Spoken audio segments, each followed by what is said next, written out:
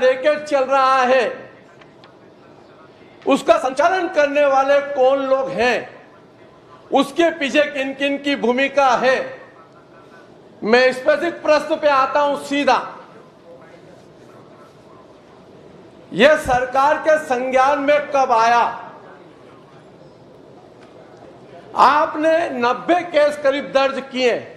मैंने पूरे केस की स्टडी की है और मैं ऐसे ऐसे तथ्य से आपको अवगत कराऊंगा माननीय मुख्यमंत्री जी, आप कल्पना नहीं कर सकते माननीय उप मुख्यमंत्री महोदय, कि जो सरकार को, जिनको सुरक्षा की जिम्मेदारी है, जो सरकार व्यवस्था के तहत चलने की आवश्यकता है, वह 5 साल तक इस सरकार ने, जो पूर्व सरकार थी, गिरोहबंदी के साथ योजनाबद्ध तरीके से नए नए आयाम खोज करके इस प्रदेश के बेरोजगार नौजवानों को ठगने का काम और गलत काम में लगाने का काम किया। आपने 90 केस दर्ज किए। 90 केस में से आपने कितने लोगों के खिलाफ कार्रवाई की? मैंने कार्रवाई जो पढ़ी है, आपने सट्टा एक्ट के तहत कह दिया कि उनके खिलाफ जो धारा लगी थी वह थाने में अवेलेबल थी, इसलिए बेल दे दिया। जिनके बयान हुए, उन बयान के आधार पर करोड़ों का ट्रांजैक्शन बैंक से हुआ। क्या किन किन अधिकारी, बैंक के कर्मचारी या सरकार में संज्ञान में लेकर के क्या काम किया, यह एक स्पेसिफिक प्रश्न मेरा है माननीय अध्यक्ष महोदय।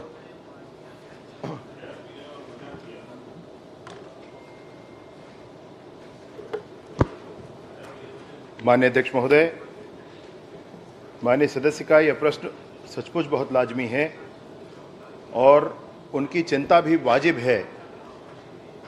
इस पूरे विषय पर जो उनकी विशेष चिंता है कि बहुत सारे नौजवान जो भटके हुए हैं राह से, जिनको अपने जीवन को आगे बढ़ाने की दिशा में काम करना था, उन्होंने जाकर के इस महादेव सट्टा ऐप के जरिए इसमें फंस करके अपनी बर्बादी का रास्ता चुन लिया।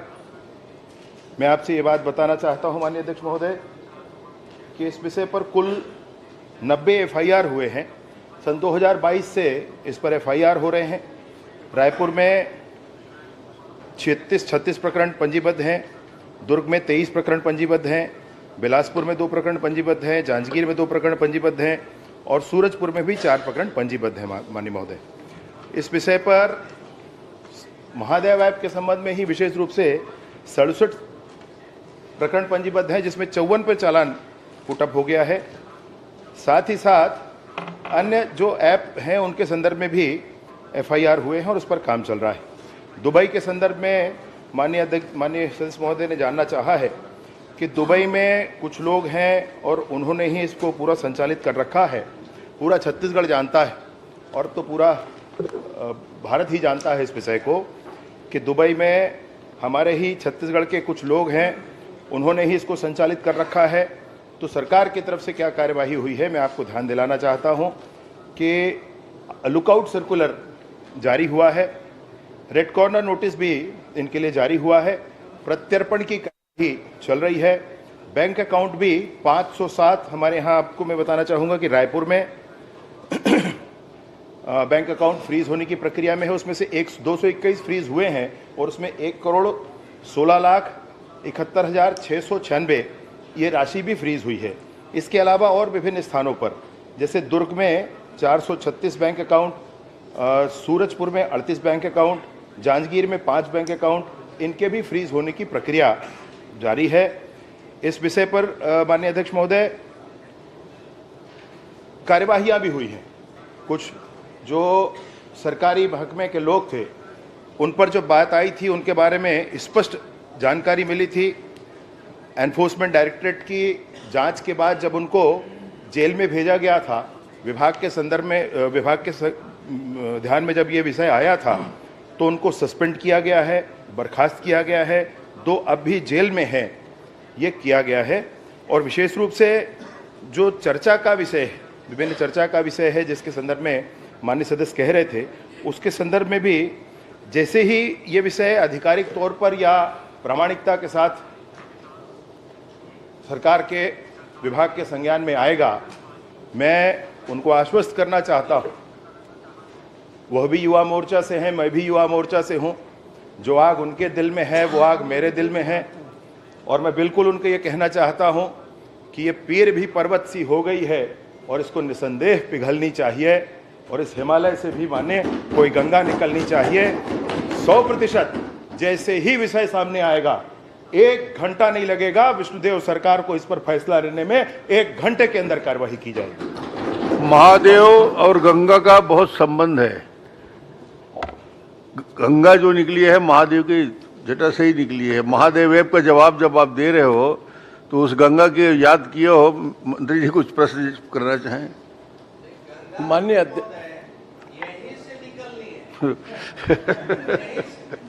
माननीय अध्यक्ष महोदय, बहुत गंभीर प्रश्न है और मैं आपसे समझ चाहता हूं। माननीय मंत्री जी ने एक सामान्य रूटीन में सरकारी प्रश्न का सरकारी उत्तर दे दिया।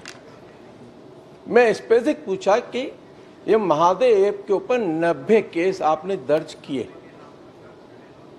उसमें बयान भी हुए। एक बयान मैं आपको पढ़ करके सुना देता हूं आपके थाने का, जिसके अंदर महादेव ऐप के अंदर उस व्यक्ति ने बयान दिया। उसका नाम है रविकांत। उसने एक बयान में कहा कि फलाने फलाने में बेरोजगार था, मैं घूम रहा था, मेरा कहीं कुछ नहीं था। मेरा एक दोस्त ने मुझे कहा कि चल भाई तेरा अकाउंट खुला देता हूं। मैं उसके साथ चला गया, मैंने बैंक में अकाउंट खुला लिया।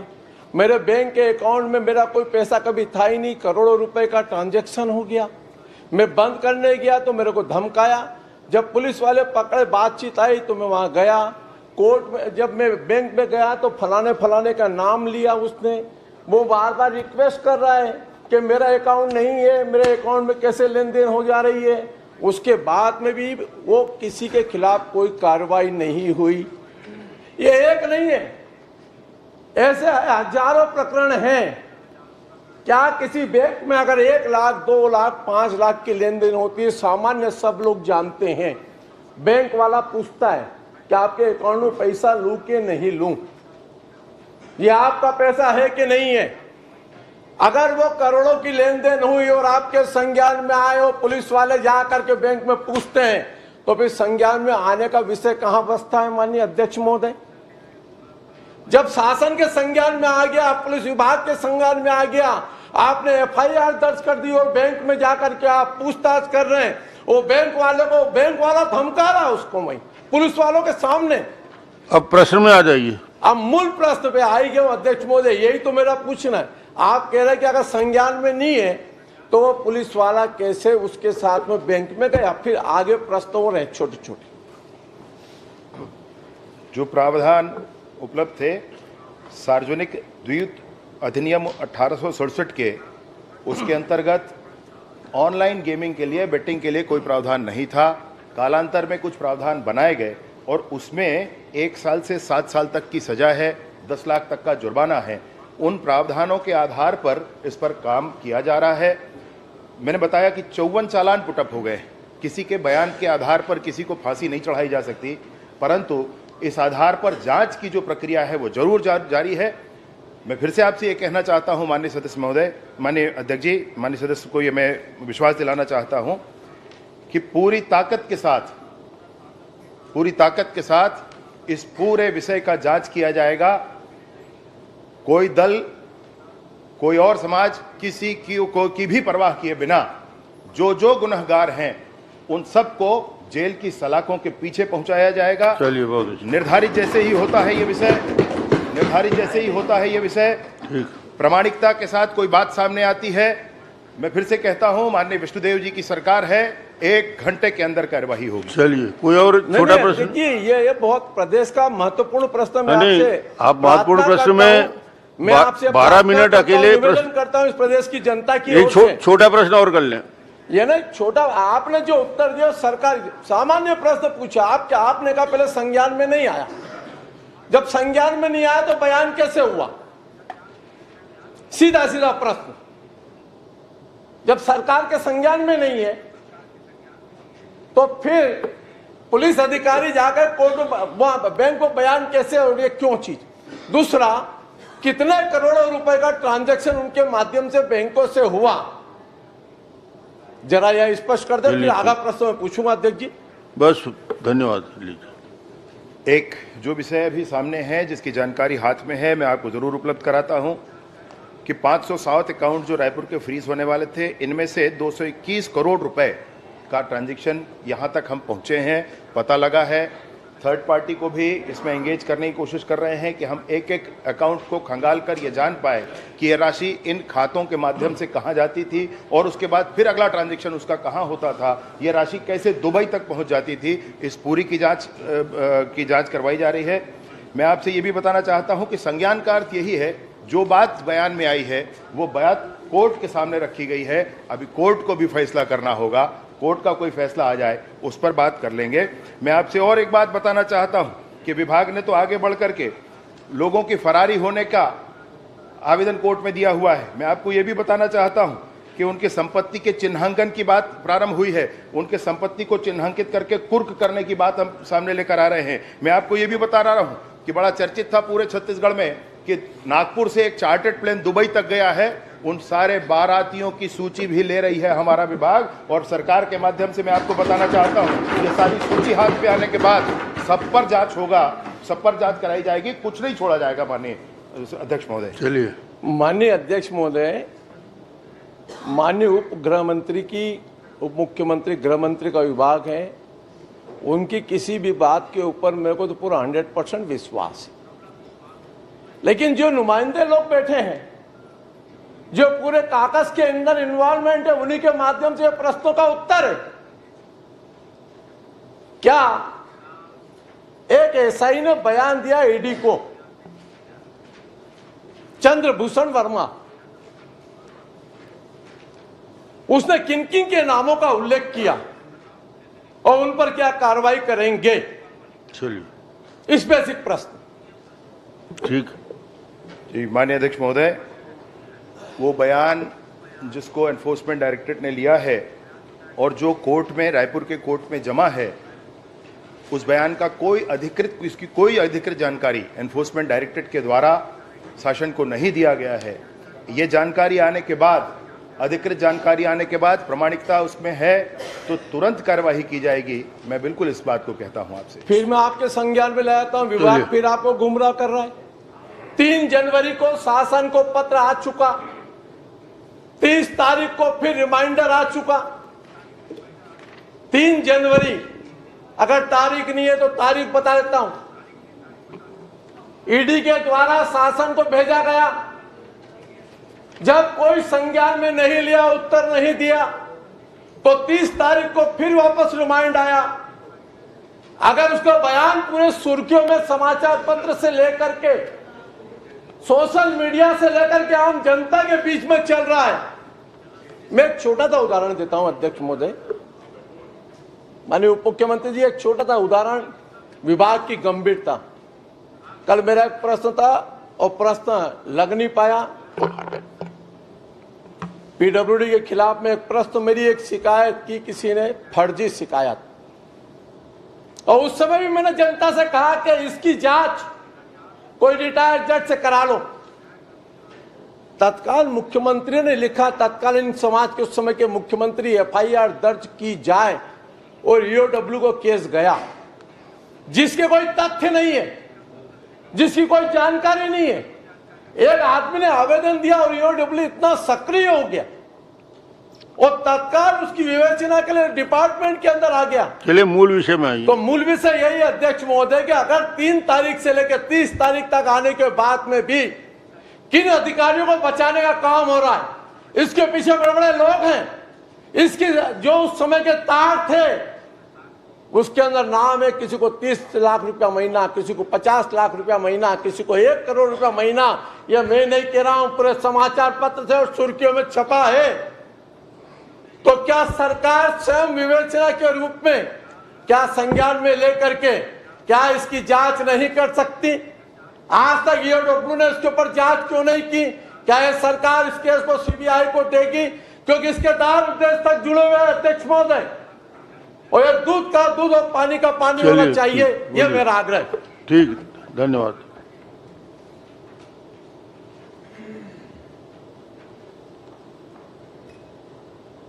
सामान्य प्रशासन विभाग से इस विषय पर पूरी जानकारी ली गई थी। अंतिम जो उनसे जानकारी प्राप्त हुई है वो 5 फरवरी की है कि इस विषय पर एनफोर्समेंट डायरेक्टरेट से कोई अधिकृत जानकारी प्राप्त नहीं हुई। चलिए सेन जी, ठीक। नहीं अध्यक्ष, 17 में 18 मिनट हो गए। हाथ जोड़ के प्रार्थना है, प्रदेश का सबसे बड़ा स्कैंडल केस का मामला है। अन्य विषय और आएंगे। विषय बहुत महत्वपूर्ण, सब पर आप लीजिए, लेकिन आप कह रहे हैं आपके पास एक गलत जानकारी है। मैं आप कहेंगे तो मैं सदन के पटल पे रख दूंगा। चलिए रख दीजिए कि जिस तारीख को ये गया है 3 तारीख को कोर्ट के अंदर जिस वकील ने इस बात को वहां पर मैसेज किया वो भी जानकारी है। आप मंत्री जी को दे देंगे। विभाग मैं तो ये दस्तावेज दे दूं, आप कहें तो अध्यक्ष महोदय। हाँ। मैं लगातार 2 साल से इसके खिलाफ में लड़ता रहा हूं। ठीक। मैं पूरे के पूरे कौन कौन संचालन करता, किस किस की गैंग के रूप में, किसने किस से कितने रुपए लिए दिए, कहां कहां किसके साथ विवेचना हुई, किस दिन किस थाने के अंदर एफआईआर दर्ज हुई, और एफआईआर होने के बाद में अभी तक एक भी एफआईआर तो हुई अध्यक्ष महोदय, विवेचना भी हुई, लेकिन एक भी बड़ी मछली पकड़ में नहीं। चलिए कोई जानकारी हो तो उपलब्ध करा देंगे। सेन जी, आप एक छोटा प्रश्न कर लीजिए, आप उपलब्ध करा दीजिए। अध्यक्ष महोदय मेरा एक निवेदन है, इसकी जांच की घोषणा करें। चलिए कुछ घोषणा करना है तो बताइए।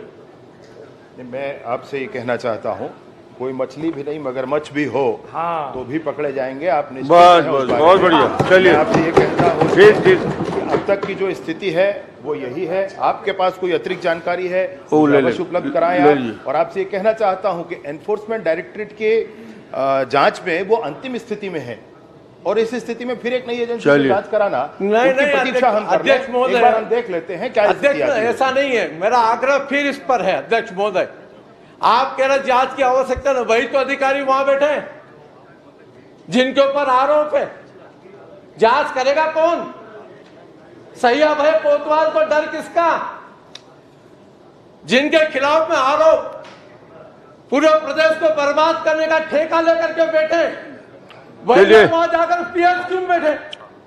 ठीक राजेश जी, बहुत मेरा बढ़िया। आग्रह सर जांच होना चाहिए। आप जो भी जांच करें, विधायक दल से करें, जिससे भी करें, इस प्रदेश में एक नजीर बनना चाहिए कि गिरोह बनकर के जनता को लूटने का जो काम करते हैं उनको सजा मिलना चाहिए। यही मेरा आग्रह है अध्यक्ष। धन्यवाद।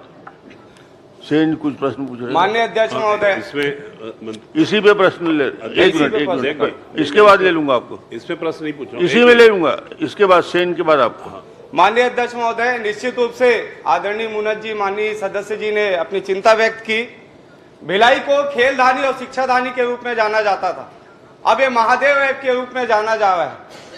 मेरा मूल प्रश्न यही है माननीय अध्यक्ष महोदय कि युवाओं की चिंता इन्होंने की। मेरे विधानसभा से 20,000 से अधिक युवा इसमें लिप्त हैं, लेकिन इसके साथ साथ जो प्रशासनिक अधिकारी है जिनकी दुर्ग जिले में पिछले 5 वर्षों में लगातार पोस्टिंग हुई है, पुलिस प्रशासन के लोगों के पास खुद के पास आईडी है, लोगों के पास अधिकारियों के पास है, राजनीतिक दल के अलग अलग नेताओं के पास आईडी है, लेकिन आज तक सिर्फ 90 युवाओं को जो है अरेस्ट किया गया, वो भी मुचलके पे थाने से छोड़ दिया गया। इस पे सही रूप से किसी भी प्रकार की आज तक कार्रवाई नहीं हुई, और तत्कालीन मुख्यमंत्री माननीय जो भी थे उनका भी संरक्षण साफ था, ये भी हमको देखने को मिला था।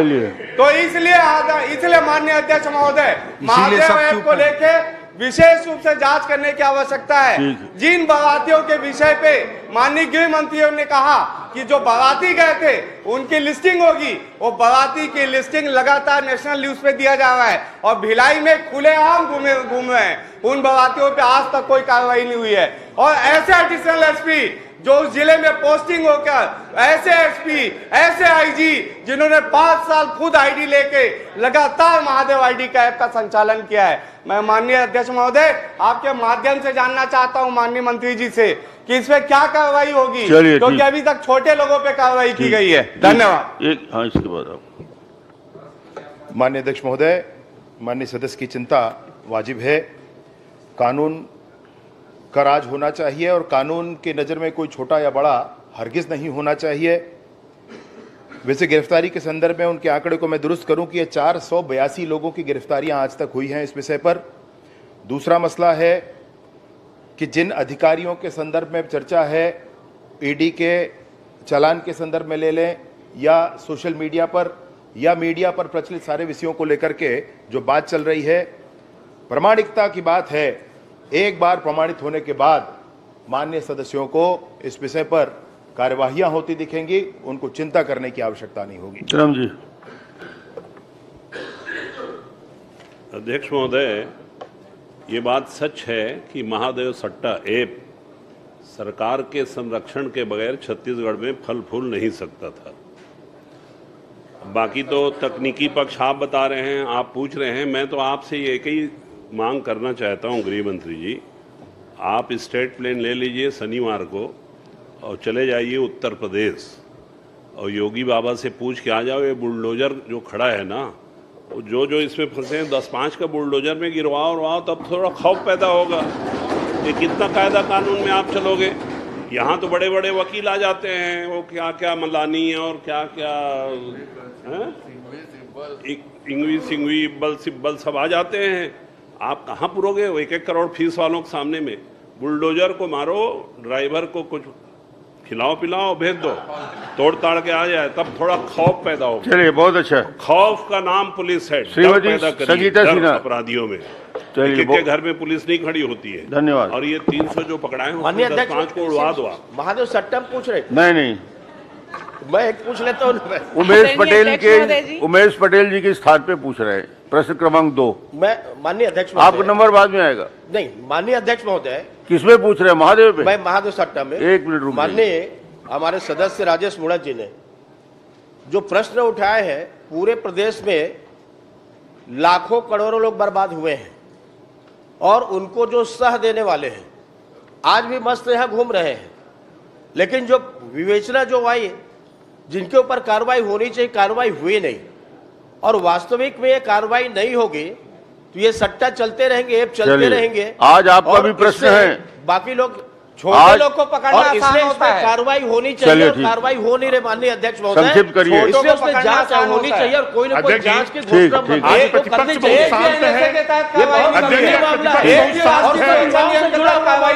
साथ में खिलवाड़ किया गया है, भविष्य को चौपट किया गया है। धन्यवाद। माननीय अध्यक्ष महोदय, उत्तर नहीं आया है उसमें। एक भी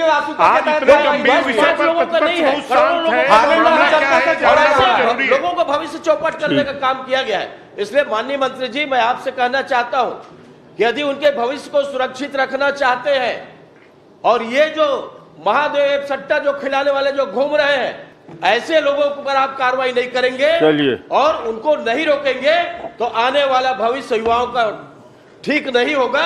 इसलिए इस पर तत्काल कार्रवाई की घोषणा करनी चाहिए। संगीता सिन्हा जी। माननीय अध्यक्ष महोदय, माननीय मुख्यमंत्री, एक मिनट संगीता, माननीय मंत्री जी का जो बयान आया मुझे अपर्याप्त लगता है। उसमें ये विषय जितना गंभीर है, कोई कमिटमेंट सरकार की ओर से आना चाहिए कि इसको हम समयबद्ध ढंग से इतने दिन में निराकृत करेंगे करके। ये बड़ा ज्वलंत विषय है। मैं माननीय मंत्री जी से आग्रह करूंगा, जो 5 साल जो पोस्टिंग हुई है वहाँ पे जितने भी अधिकारियों की छोटे छोटे लोग ही इसमें गिरफ्तार जांच की जाए। अध्यक्ष जी, 5 साल दुर्ग जिले में बस इसमें जांच किया जाए। 26 मिनट हो गए। चलिए, आदरणीय अगला प्रश्न जी। आप 26 मिनट हो गए, बिल्कुल सहमत हूं आपसे। लेकिन निर्णय नहीं निकल पाया। निर्णय तो कुछ नहीं, वो उत्तर वही है। माननीय अध्यक्ष जी, इस प्रदेश का सबसे आप बड़ा इतना घोषणा कर दीजिए कि 5 साल जितनी पोस्टिंग हुई है उन अधिकारियों की जांच होगी। केंद्रीय गृह मंत्री तक इस पर चिंता व्यक्त कर चुके हैं माननीय अध्यक्ष जी, और हम लोग लगातार ये विषय इतना ही है कि उसमें जो भी है समयबद्ध घोषणा करें, क्या उनके खिलाफ में कार्रवाई की जाएगी। माननीय अध्यक्ष जी, इस प्रदेश से जुड़ा हुआ कोई छोटा मोटा फैसला नहीं है अध्यक्ष जी। अपनी सरकार आप घोषणा करें ना। आदरणीय वैशाली नगर में पान ठेला चलाने वाला युवा आईफा अवार्ड पर फाइनेंस का हुआ है। चलिए, दूसरे प्रश्न में आ जाइए। धन्यवाद। आपने कहा कि महादेव की जटा से ही गंगा निकली है। हाँ जी, तो निकल तो नहीं रही गंगा, कहीं रुक गई है अध्यक्ष महोदय? कम से कम इस मंदिर से अच्छा संदेश चला जाए, इस मंदिर से अच्छा संदेश चला जाए, कार्रवाई होना चाहिए, इस मंदिर से ठीक है। जवाब देने खड़े हो गए मंत्री जी खड़े हैं भाई। महादेव ऐप को लेकर हमारी सरकार को बड़ा रवैया अपनाना पड़ेगा। 5 साल जो पोस्टिंग थी, जिनकी अधिकारियों की, उनकी जांच होनी चाहिए। चलिए, मंत्री जी कुछ बोल रहे हैं, उसके बाद दूसरे क्वेश्चन। मैं आपसे यही कह रहा हूं कि जांच केंद्र की एजेंसी कर रही है, एनफोर्समेंट डायरेक्टरेट कर रही है, Correct. और उनका जांच अंतिम स्थिति में है, वो चालान पुटअप कर चुके हैं। ठीक। अरे आप प्रतीक्षा अध्यक्ष कर जी, लें, एक बार मिनट, उस चालान एक को मिनट। देख लें, माननीय- जो आप चाहते एक हैं वो मिनट, एक चालान मिनट। में है। एक मिनट, माननीय उपगृह मंत्री जी, 164 के बयान के तहत ईडी का बयान अपने आप में कोर्ट में दिया हुआ बयान माना जाता है। अगर नहीं है तो विभाग क्लियर कर लें। धारा 164 के तहत जो बयान दिया गया है चंद्रभूषण ने, और एक सुप्रीम कोर्ट का फैसला जयललिता जी के उसमें आया है कि इसके अंदर वह पार्टी नहीं बन सकते और उनको 15 दिन में इस पर फैसला करना पड़ेगा। सुप्रीम कोर्ट का एक फैसला हो चुका है। जब इतना सब कुछ साक्ष्य होने के बाद में भी आप किनको बचाना चाहते हैं? किसी के नहीं है, ये किसी के नहीं है, ध्यान रखना। ये सिर्फ कुर्सी के सलाम करने वाले हैं। जिन जिनको आप बचाना चाह रहे हो वो किसी के नहीं है। वही अपने ऊपर डंडा चलाए हैं, वही आंसू गैस फेंके हैं, वही फर्जी केस बनाए हैं, और वही आपको लिख करके दे रहे हैं कुछ नहीं होना है, महादेव की जटा से गंगा निकलनी चाहिए। और आपने कहा ये दर्द मेरा नहीं है, दर्द आपका भी है, इस पे कोई न कोई फैसला होना चाहिए। ये उम्मीद है चलिए। आपसे। मोड़त जी, जे न ताक दी तिन जरबे करी चिंता जान करा। चलिए 2 महीना हो गए। नहीं, इस पे मंत्री जी कुछ कह रहे हैं। संगीता जी माननीय आगे अध्यक्ष जी, आगे बढ़ मंत्री जी गए, कुछ कह रहे हैं। आगे बढ़ गए वो। माननीय अध्यक्ष जी आदरणीय अध्यक्ष प्लीज, महोदय जी। माननीय अध्यक्ष जी प्लीज, एक निवेदन है। माननीय अध्यक्ष जी कुछ कह रहे हैं मंत्री महोदय। माननीय अध्यक्ष